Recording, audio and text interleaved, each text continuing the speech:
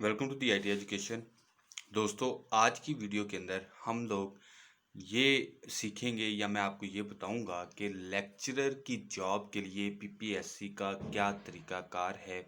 हम लोग पीपीएससी की जॉब जो कि 17 ग्रेड की लेक्चर की जॉब है उसके लिए कैसे अप्लाई कर सकते हैं और पीपीएससी हमारी रिकमेंडेशन को या पीपीएससी का क्या तरीक़ाकार है जिसके बिना पर वो मेरिट बनाता है और अपनी लास्ट सिलेक्शन क्राइटेरिया को फाइनलाइज करता है। तो सबसे पहले हम लोग एलिजिबिलिटी क्राइटेरिया और सिलेक्शन क्राइटेरिया के बारे में थोड़ा सा गो थ्रू करेंगे। तो लेक्चरार की जो पोस्ट है इसके लिए अप्लाई करने के लिए मास्टर्स डिग्री या बीएस ऑनर्स में कम से कम सेकंड डिवीजन की आपको ज़रूरत होती है। पीपीएससी के ज़रिए लेक्चरर की भर्ती के लिए उम्मीदवारों को 3 तरीकों से परखा जाता है और आखिर में इन तीनों के मजमूए की बुनियाद पर रिकमेंड किया जाता है। वो तरीके दर्ज झेल हैं। नंबर 1, एकेडमिक्स मार्क्स मैक्सिमम 40 होते हैं, मतलब कि 40 मार्क्स जो हैं वो एकेडमिक्स के मार्क्स होंगे, जिनमें मैट्रिक के 5 मार्क्स होंगे, एफए या एफएससी के 7 मार्क्स होंगे, मतलब कि 7 मार्क्स, बीए या बीएससी के 11 मार्क्स और एमए या एमएससी के 17 मार्क्स।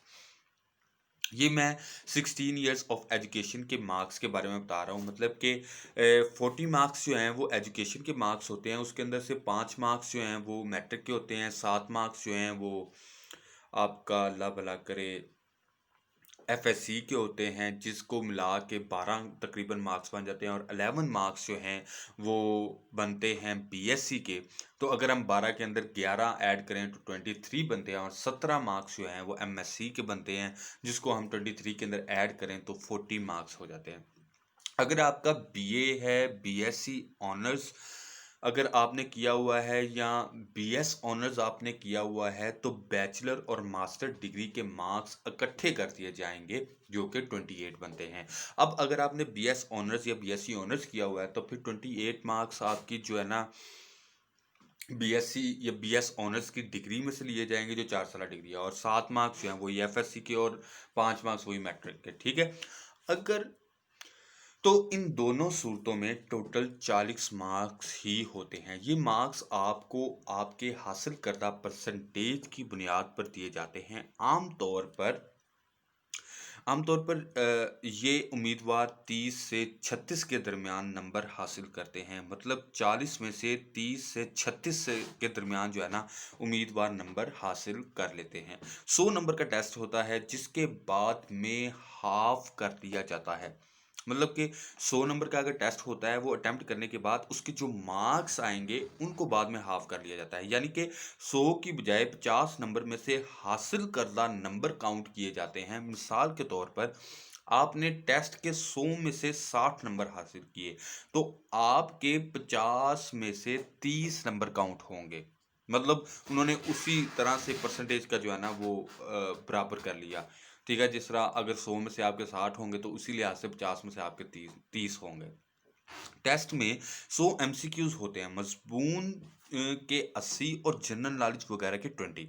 अब जिस तरह ये लेक्चरार की जॉब्स जो हैं वो सब्जेक्ट स्पेसिफिक जॉब्स हैं, मतलब कि उर्दू इंग्लिश जितने भी सब्जेक्ट्स हैं उनकी स्पेसिफिक जॉब्स हैं। तो इस लिहाज से 80 जो परसेंट एमसीक्यूज होंगे उनका जो सब्जेक्ट होगा या उनका जो वो आपके रेलिवेंट फील्ड, मतलब आप जिस फील्ड के अंदर आपने डिग्री की हुई है उस फील्ड में से आएंगे, और बाकी के 20 एमसीक्यूज जो होंगे वो जनरल नॉलेज में से होंगे। ठीक है। एक सही जवाब का इसके अंदर आपको 1 नंबर मिलता है, जबकि एक गलत जवाब देने पर आपके 0.25 नंबर मनफी होते हैं। मीन्स के जो नंबर आपने गेन किए होते हैं सही जवाब दे के उनमें से ये नेगेटिव मार्किंग जो है ना वो होना शुरू हो जाती है।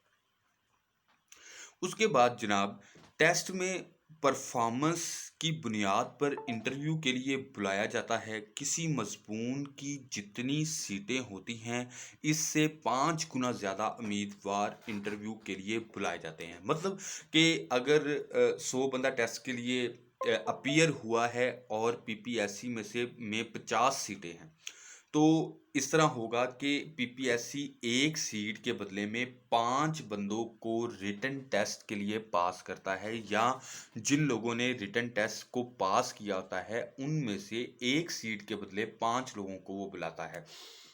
अब पीपीएससी के अंदर अगर मीन्स वाइल के 5 सीटें हैं, तो पीपीएससी 25 उम्मीदवारों को, जिनका मेरिट रिटन टेस्ट के अंदर जो 25 सबसे ज़्यादा होंगे, जिनका मेरिट सबसे ज़्यादा होगा, उनको जो है ना वो कॉल कर लेगा। ठीक है जी।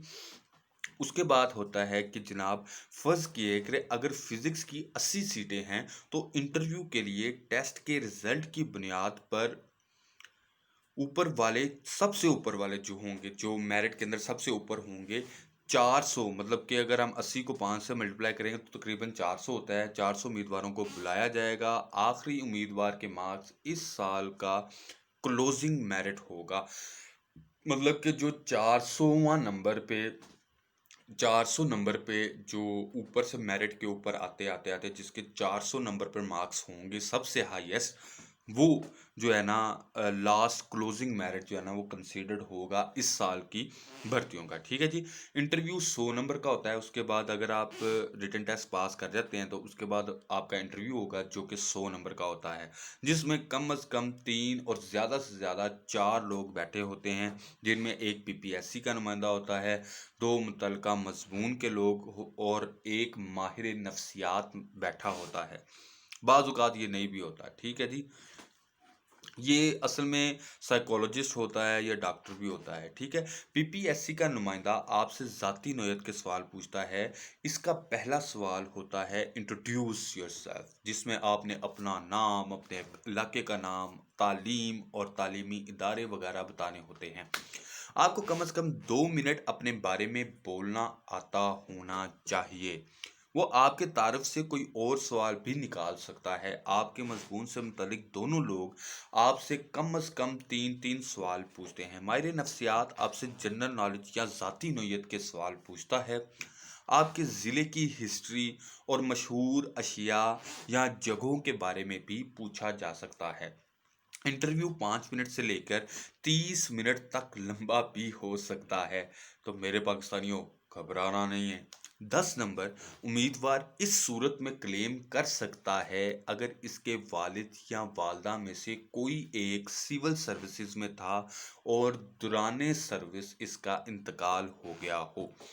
ये 10 नंबर तमाम बहन भाइयों में से किसी एक को मिल सकते हैं। असल में जिन लोगों के वालिदैन या वालिद अगर सर्विस में हों और उनकी इन सर्विस डेथ हो जाए, तो वफाक जो है, फेडरल गवर्नमेंट उनके किसी बच्चे को जो है ना वो बिला टेस्ट के भी जॉब दे देता है, जो कि 11वें स्केल तक की होती है। लेकिन अगर वही कोई पीपीएससी के पेपर को पास कर ले, तो उसको यहाँ पीपीएससी में भी 10 नंबर का बेनिफिट दिया जाता है, जो कि उसके किसी भी बहन भाई या फौजशुदा के किसी भी बच्चे को दिया जा सकता है। इस तरह एकेडमिक मार्क्स के 40 नंबर जो हमने सबसे पहले काउंट किए थे, उसके बाद टेस्ट मार्क्स के 50 नंबर जो हमने बाद में काउंट किए, और इंटरव्यू के 100 मार्क्स जो हैं, और प्लस वो क्लेम मार्क्स 10, तो कुल 200 नंबर बनते हैं,